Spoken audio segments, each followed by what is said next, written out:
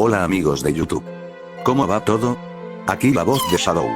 Bienvenidos una vez más al canal. Hoy les contaré 4 historias bastante buenas, espero que les gusten. Como siempre habrá una partida de Fortnite para no dejar una imagen fija. La idea es que puedan dejar el vídeo de fondo mientras hacen algún deber, tarea, comes o intentas dormir. Serán 30 minutos.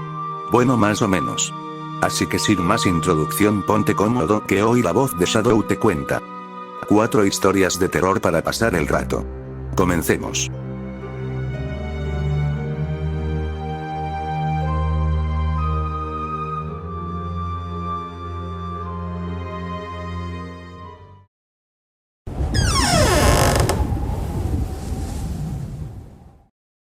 Hay una regla no escrita allá arriba en las montañas que dice que, sin importar quién seas, amigo, rival amargo, desconocido, cualquiera, si alguna vez te ves en apuros y te encuentras con la cabaña de otro cazador, eres bienvenido a buscar refugio allí.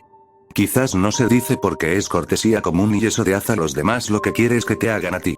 O quizás no se dice porque casi no hay nadie con quien hablar. Especialmente en los meses de invierno, sería difícil ver a otra alma en semanas. A veces meses. Pero esa es la regla. Si lo necesitas, lo usas. Sin juicios, sin preguntas. Solo no robes nada. No soy un montañés corpulento y curtido que se limpia los dientes con corteza de árbol y nunca se afeita, pero sí me gusta cazar. A menudo dejo mi pequeño pueblo de Alaska por semanas y me voy a mi cabaña de caza en las montañas. Soy un tipo bastante cauteloso, y sé que las montañas pueden ser traicioneras. Por eso, cuando me voy preparado.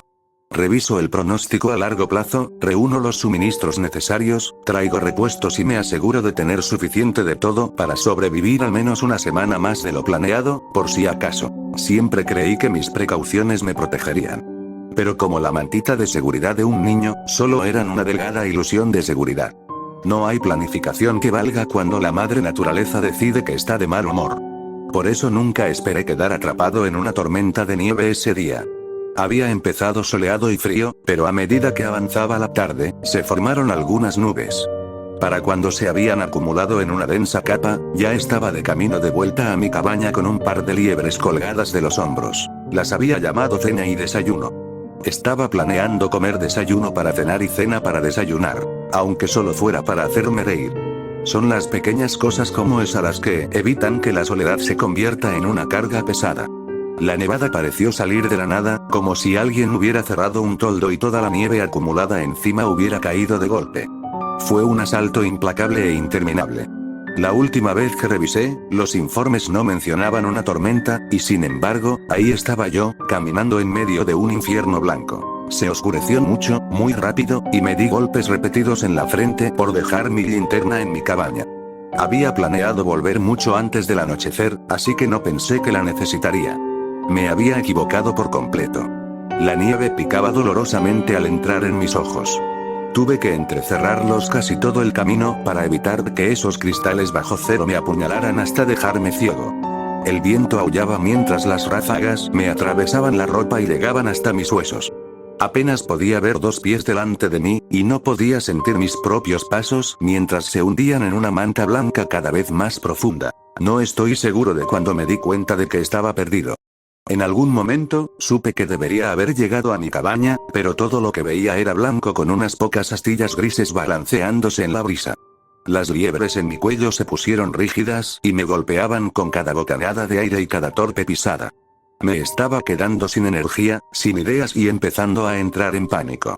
Podría haber dado vueltas en una silla 100 veces y sentirme menos desorientado que en ese apagón total. Y entonces, anduve directamente hacia una cabaña.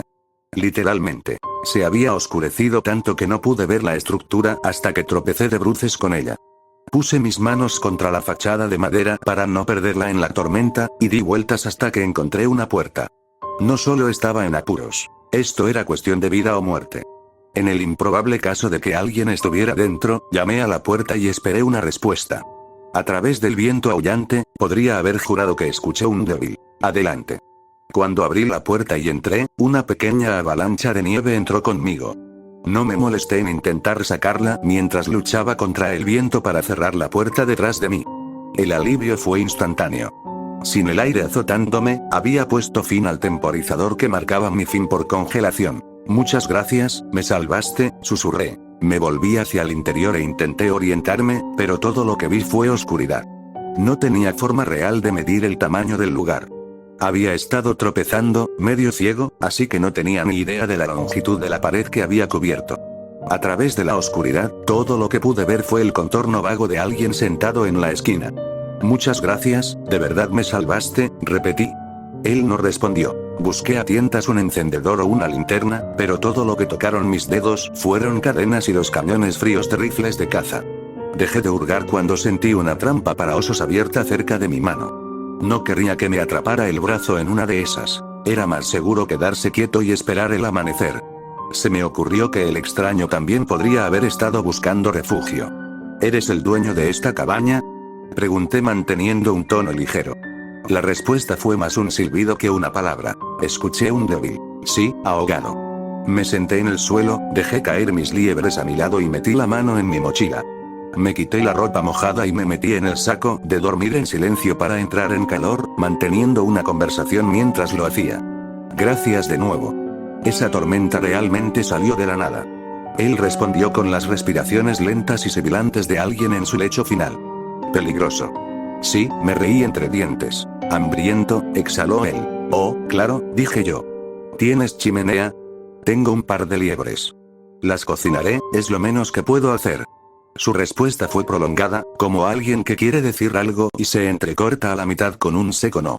Vale, en cuanto la tormenta amaine, iré a recoger leña y haremos un fuego. ¿Puedes esperar hasta entonces? Vi que su silueta se movía ligeramente. Hubo un traqueteo de cadenas metálicas. No, de nuevo, estirando la vocal en un gemido. Ese no final se transformó extrañamente en un sí, como alguien que cambia a una nota mucho más alta a mitad de la respiración. Miré hacia la única ventana. Estaba completamente oscuro, un resplandor blanco contra el fondo negro de la madera. Me concentré en ella porque era la única pista de luz que podía ver. Si no te importa, voy a intentar dormir un poco, dije cansado. Él no respondió, pero eso no me sorprendió. La gente de la montaña no habla mucho. Me encogí de hombros y me acomodé, pero sentí algo duro contra mi costado. Suspirando, eché mis liebres un poco más atrás y me puse cómodo. Estaba exhausto, así que no me costó quedarme dormido a pesar de la canción del viento que golpeaba las paredes. Me despertó un sonido diferente. Un crujido extraño que me hizo saltar, creyendo que el techo estaba a punto de derrumbarse por la nieve. Pero cuando el sonido volvió, me di cuenta de que estaba al lado, cerca de mis cosas.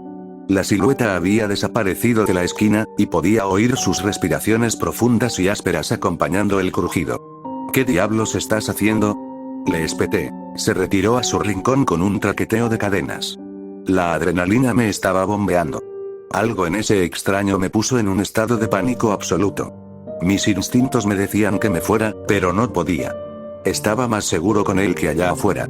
Agarré mi mochila y me apoyé contra la pared en posición fetal, mirando la silueta, esperando que hiciera un movimiento. Me mantuve alerta, sin apartar la mirada ni siquiera cuando el viento disminuyó. Una o dos veces sentí que mi cabeza cabeceaba, pero cada vez que me resbalaba, el débil sonido de las cadenas me devolvía a la conciencia. Cuando el sol salió lentamente, la luz empezó a filtrarse. La escena se reveló en pequeños incrementos, como una impresora que escupe una imagen línea por línea. Estaba en un suministro. Había herramientas, trampas y rifles alineados en cada pared. Mientras el sol empezaba a alumbrar la esquina de lo que ahora sabía que era una zona de suministros, lo noté. Restos. Estaba acabado. Estaba sin vida. Aquello no era alguien que se hubiera ido durante la noche. Llevaba así mucho, mucho tiempo. El cuerpo estaba todo arrugado y momificado. Su piel estaba completamente deshidratada y rígida. Su pelo colgaba en mechones desaliñados y sus dientes sobresalían de sus labios encogidos, con un gran hueco donde debería haber estado el canino derecho. Había una mancha marrón empapada en la madera debajo de él. Seguí la mancha con la mirada hasta su origen. Su pie izquierdo estaba atrapado en una trampa para osos. Había un gancho vacío en la pared con una cadena que conducía a la trampa. Era lo suficientemente larga para que se moviera, pero no para que llegara a la puerta, ni a la sierra que colgaba encima. Mi mejor suposición era que la trampa cayó por sí sola mientras él estaba fuera, entró en la oscuridad y se quedó atrapado en su propia trampa. Probablemente se había ido por la falta de agua. No respiraba, no se movía. No tenía vida desde hace tiempo. Me senté allí, razonando que había estado delirando la noche anterior. Que la fatiga y la desorientación me hicieron imaginar su voz. Esos sonidos sibilantes eran solo el viento filtrándose por las grietas. Los había interpretado mal porque la soledad me había afectado. Los elementos habían conspirado para crear una persona viva a partir de restos que definitivamente no lo estaban. Era una buena explicación lógica, y desearía que fuera verdad. Excepto que yo no fui el que le mordió la cabeza a Desayuno. No es mi colmillo el que encontré en el suelo junto a mí. Las uñas secas y sucias, clavadas en la parte exterior de mi saco de dormir, no son las mías. Yo no fui el que cubrió los labios secos y agrietados de ese cuerpo con pelo blanco de liebre.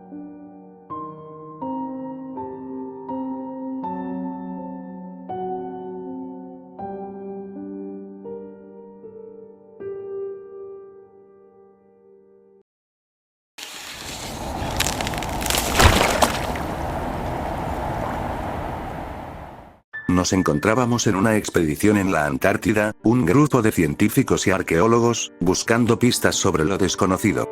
Ninguno de nosotros imaginaba que lo que encontraríamos allí nos marcaría para siempre. Bajo el hielo, desenterramos lo que en un principio parecía ser solo una formación geológica. Pero conforme más profundizábamos, nos dimos cuenta de que lo que habíamos descubierto no era natural. Había una pirámide, más grande que cualquier otra que jamás se hubiera encontrado. Sus paredes estaban cubiertas por extraños símbolos y jeroglíficos que no podíamos descifrar. Sin embargo, algo dentro de nosotros nos decía que esta estructura había estado allí mucho tiempo, mucho más de lo que la humanidad había existido. Los escritos dentro de la pirámide eran de otro mundo. Estaban relacionados con una raza llamada los Belarix.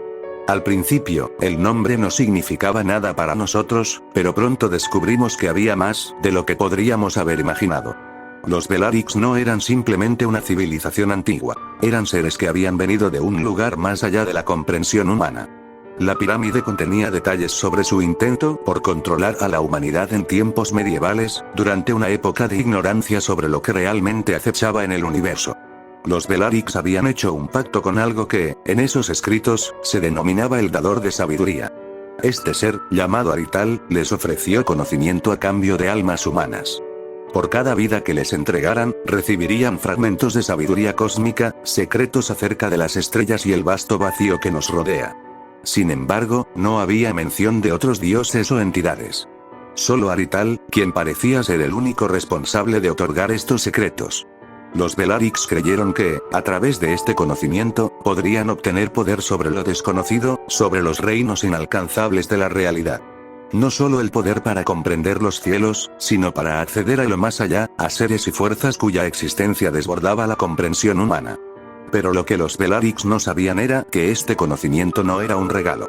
Era una carga. La humanidad, entonces, aún sin comprender en su totalidad la magnitud de lo que enfrentaba, comenzó a resistirse. La batalla que siguió no fue una guerra de armas, sino de resistencia existencial. Los Belarix no fueron derrotados en el sentido tradicional, pues su poder provenía de algo mucho más allá de lo que la humanidad podía imaginar. Pero al final, las antiguas civilizaciones humanas, unidas por su instinto de supervivencia, lograron encerrar a los Belarix en la pirámide, sellándolos con un manto de hielo eterno. Los Belarix nunca fueron destruidos, solo contenidos. Durante siglos, la pirámide permaneció oculta, perdida en el frío de la Antártida, esperando el momento en que el conocimiento podría ser liberado nuevamente. Mientras leía los escritos, me di cuenta de algo inquietante. Los Belarix no fueron los únicos en buscar este conocimiento. A lo largo de los textos, se mencionaban otras entidades, seres cuyo poder y presencia se extendían más allá de las estrellas. Se hablaba de Nixaroth, de Azathoth, de Yog-Sothoth, y de seres tan incomprensibles que solo el caos podría intentar describirlos. Pero ninguno de ellos era quien ofreció el conocimiento a los Belarix. Solo Arital. Solo él tenía el poder de otorgarles fragmentos del vasto y profundo cosmos. El último pasaje, con una caligrafía temblorosa, revelaba una verdad que nos heló a todos. Ellos regresarán. El conocimiento les será revelado de nuevo. Con cada alma sacrificada, las puertas se abrirán. Y cuando el ciclo termine, entregarán el alma de hasta el último hombre. Algo en mi interior me alertó. Miré alrededor y, por primera vez, sentí que estábamos siendo observados. Sin previo aviso, una sombra se deslizó entre las paredes de la cámara. Una figura larga, delgada, encorvada. Su rostro era indescriptible, pero sus ojos, esos ojos brillaban con un conocimiento oscuro, algo que no pertenecía a este mundo. Era uno de los Belarix. Estaba aquí, justo frente a mí. Su presencia era abrumadora, una sensación de terror puro que no podía describir con palabras. Me di cuenta de que no estábamos simplemente en el umbral de una antigua revelación. Estábamos de cara a una oscuridad primordial, que había estado esperando el momento correcto para despertar. La criatura no dijo una palabra, pero su mirada se posó en mí como si supiera todo lo que había ocurrido, como si entendiera lo que estábamos buscando. Y en el fondo, entendí que ya no se trataba de conocer los secretos del universo. Ahora, era solo una cuestión de cuántas almas más se necesitarían para abrir las puertas a algo mucho más grande. Lo último que escuché antes de caer al suelo fue el eco de una voz que no provenía de él, sino del aire mismo, como un susurro distante y profundo. El conocimiento será reclamado. Hasta el último humano caerá. Lo siguiente fue oscuridad.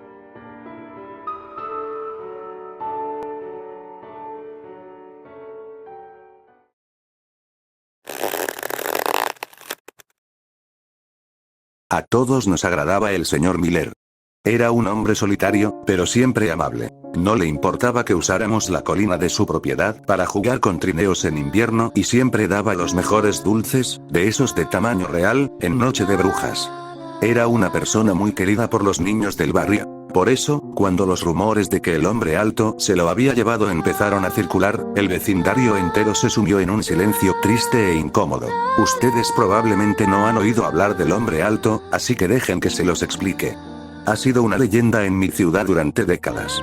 Aquellos que afirman haberlo visto dicen que mide más de 3 metros de altura. Es extremadamente delgado, alto y pálido como el mármol que posee una sonrisa excesivamente grotesca. Mi padre decía que era un coleccionista, un ser que busca cosas específicas. Decía que sus cosas favoritas para llevarse eran personas tristes, edificios vacíos y sueños rotos. Tengo que admitirlo, esa figura me ha robado el sueño en más de una ocasión. Cuando el señor Miller no apareció en la iglesia el domingo, nadie pensó que era algo del otro mundo. Pero cuando llegó el lunes y no se presentó al trabajo con mi papá, la gente empezó a murmurar en las esquinas. Mis padres pensaron que era algo inusual, pero no le dieron importancia. Sin embargo, los rumores de que el hombre alto lo había atrapado crecieron rápido. Un chico de mi clase, Tony, juró que había visto a la entidad dentro de la casa de Miller a través de una ventana. Les conté a mis padres lo que Tony decía, pero ellos solo se rieron y dijeron que los niños tenemos demasiada imaginación. Mi amigo Alex y yo pasábamos frente a la casa del señor Miller todos los días después de la escuela para ir a ver a nuestro amigo Rory. Nunca nos deteníamos a intentar mirar por las ventanas como lo hacía Tony. Ni siquiera bajábamos la velocidad, simplemente pedaleábamos con la vista fija al frente. Pero una tarde, nos quedamos jugando demasiado tarde en casa de Rory. Como no queríamos volver en total oscuridad, llamamos a nuestras casas para ver si podíamos quedarnos a dormir. A Alex se lo permitieron, a mí no. Me tocó volver solo. Intenté con todas mis fuerzas no mirar hacia la casa mientras pasaba por el callejón sin salida del señor Miller. Casi lo logré, pero mi curiosidad fue más fuerte y me obligó a echar una mirada hacia atrás. Todas las luces de la casa estaban encendidas, y mis ojos se clavaron de inmediato en un rostro que me observaba desde la ventana. Vi al hombre alto devolviéndome la mirada. Contuve el aliento en un pánico absoluto. Mi pie falló el pedal mientras intentaba acelerar y tropecé por un segundo. Mis ojos nunca dejaron de ver aquel rostro en el cristal, mientras pedaleaba a casa con el corazón a punto de salirse del pecho. A la mañana siguiente en la escuela, les conté a Rory y a Alex lo que vi. No me creyeron, por supuesto. Tampoco le habían creído a Tony. Sabía que tenía que mostrárselos, de lo contrario, siempre pensaría que soy un mentiroso. Esperamos a que oscureciera y fuimos en nuestras bicicletas hasta el callejón. El hombre alto estaba allí, tal como les dije, observándonos desde la ventana que está justo encima de la puerta principal. Era una entrada tan alta que pensé que aquel ser debía medir 3 metros para asomarse por ahí. Estaba casi sonriendo, pero su expresión delataba un profundo desagrado. Alex se asustó tanto que se cayó de su bicicleta. ¡Corran!, gritamos mientras huíamos a toda prisa. Tan pronto como estuvimos a salvo, empezamos a hablar todos al mismo tiempo, en un pánico total. No podíamos creer que lo habíamos visto. Decidimos que teníamos que decírselo a alguien, pero sabíamos que los adultos no nos escucharían. Regresamos a la mañana siguiente con más amigos, pero el hombre alto se había ido. Volvimos al día siguiente, y de nuevo la ventana estaba vacía. Empezamos a preguntarnos si esa figura solo salía de noche. Unas noches después, mientras estábamos en el sótano de Rory esperando una pizza, decidimos escaparnos para ver si nuestra teoría era cierta. Rodamos nuestras bicicletas en silencio por la calle, divididos entre el miedo de encontrarlo y el ruego de que no estuviera allí. Lo vimos apenas entramos al callejón. Seguía allí de pie, y esta vez, estaba frunciendo el ceño abiertamente.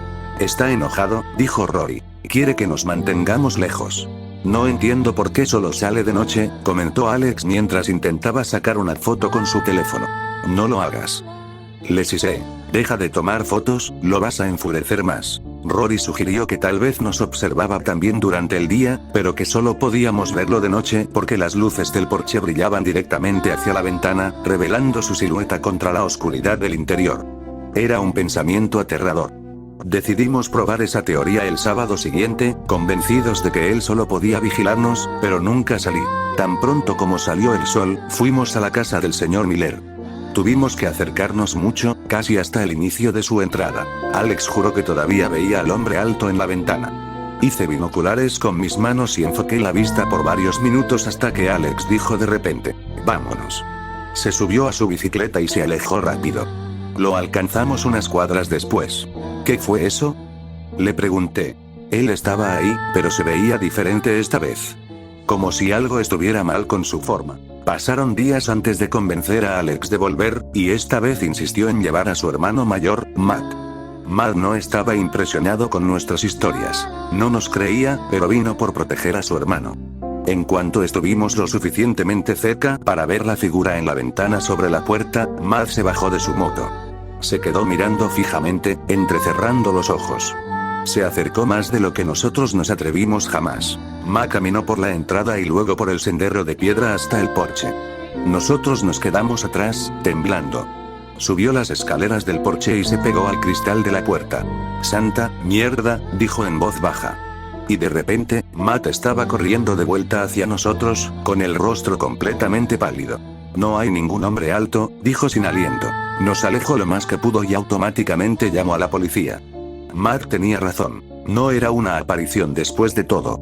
Nos quedamos lo suficiente para ver a la policía derribar la puerta y retirar los restos del señor Miller, quien se había marchado de este mundo suspendido de una lámpara amarrado a una cuerda en el vestíbulo principal. El tiempo y las condiciones habían hecho que su forma se estirara y cambiara de manera grotesca mientras colgaba, creando esa silueta alargada que vimos desde ese callejón durante días. El señor Miller no dejó notas. Solo el triste final de un hombre que ocultaba una soledad muy profunda. Pasaron semanas antes de que el pueblo perdiera el interés y meses antes de que los niños dejaran de preguntarnos detalles macabros. Todos pasaron página, excepto yo, porque hay un detalle que nunca le conté a nadie. Aquella primera noche que vi al hombre alto, cuando estaba solo, yo vi al señor Miller. Él estaba sentado en su cocina cenando tranquilamente bajo una luz tenue. Pero en ese mismo instante, en la ventana del piso de arriba, también estaba esa figura de 3 metros, alto, devolviéndome la mirada.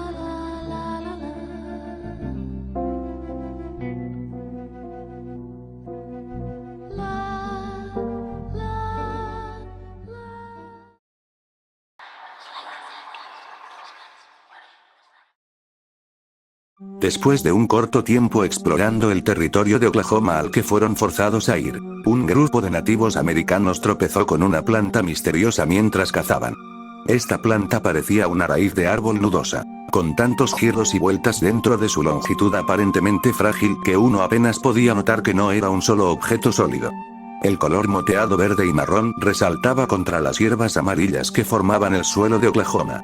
Los jóvenes miembros de la tribu pensaron poco en ello, ya que no habían tenido mucho tiempo para acostumbrarse a las plantas y criaturas de su nuevo hogar.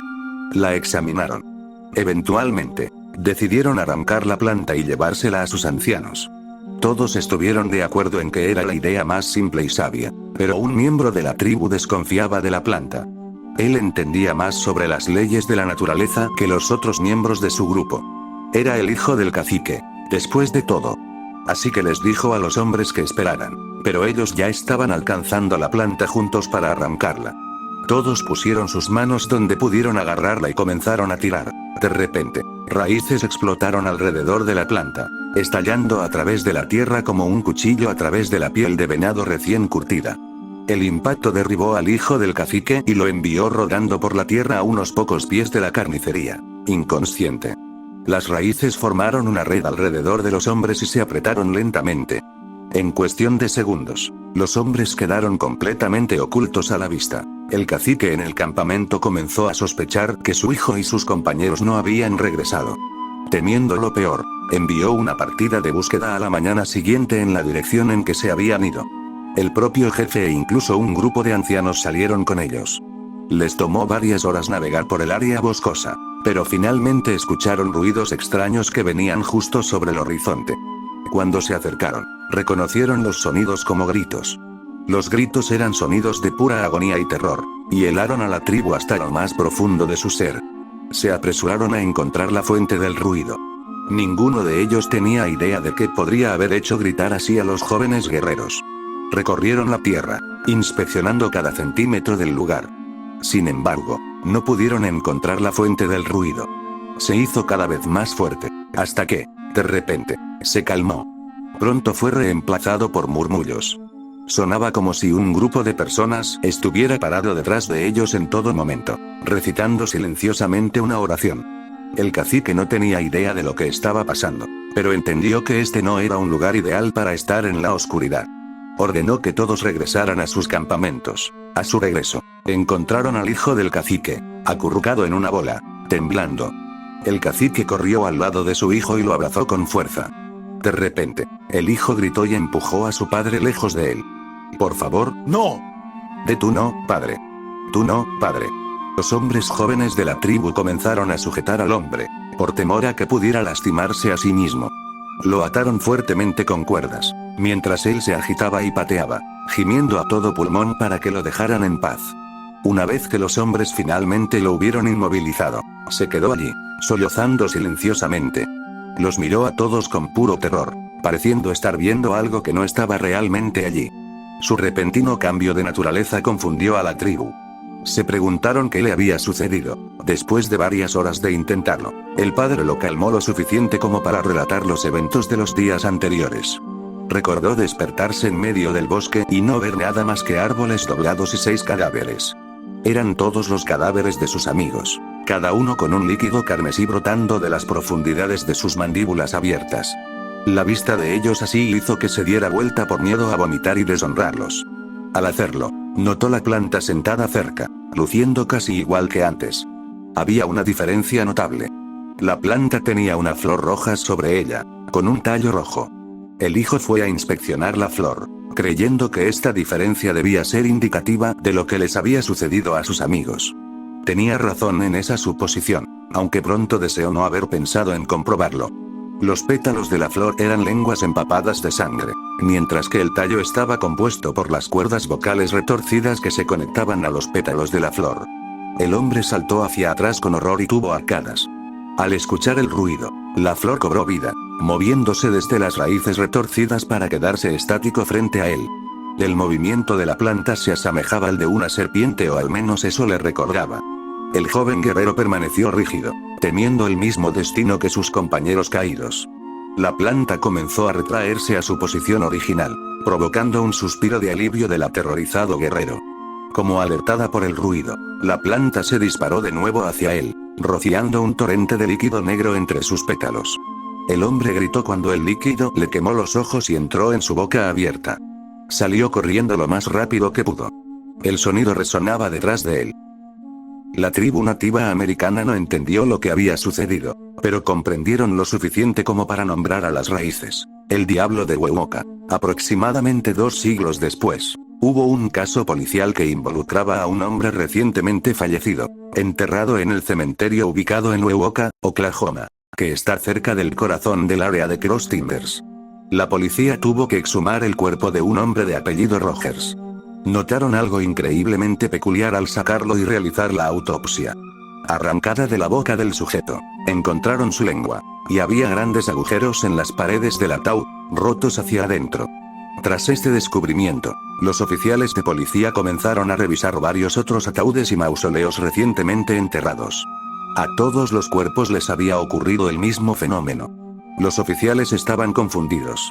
¿Quién estaría interesado en robar solo la lengua y las cuerdas vocales? Los oficiales se rascaron la cabeza y comenzaron a irse. Mientras partían, un coro de gritos, gemidos, murmullos y súplicas rompió la escena pacífica. Los sonidos se mezclaban con los de perros ladrando, pájaros gorjeando, ratos maullando y coyotes aullando. Esta cacofonía hizo que los oficiales huyeran y dejaran el cuerpo que habían estado investigando tendido en el polvo. Mientras un oficial se armó de valor lo suficiente como para darse la vuelta por la evidencia que los habían enviado a recolectar, una vista muy inusual se presentó ante sus ojos. Un campo serpenteante de flores carmesí y raíces oscuras cubría todo el cementerio. Algunos dicen que todavía están allí. Todavía tomando sus pétalos y añadiendo a la colección. Así que, si lo deseas, puedes buscarlos.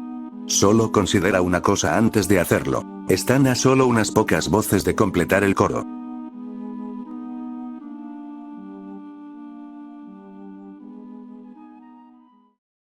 Bueno amigos, ese fue el vídeo del día de hoy. ¿Qué les parecieron las historias? Si te gustó el vídeo no olvides dar like, compartir y comentar. Se los agradecería mucho. Los veo el próximo sábado. Se despide la voz de Shadow. Hasta la próxima.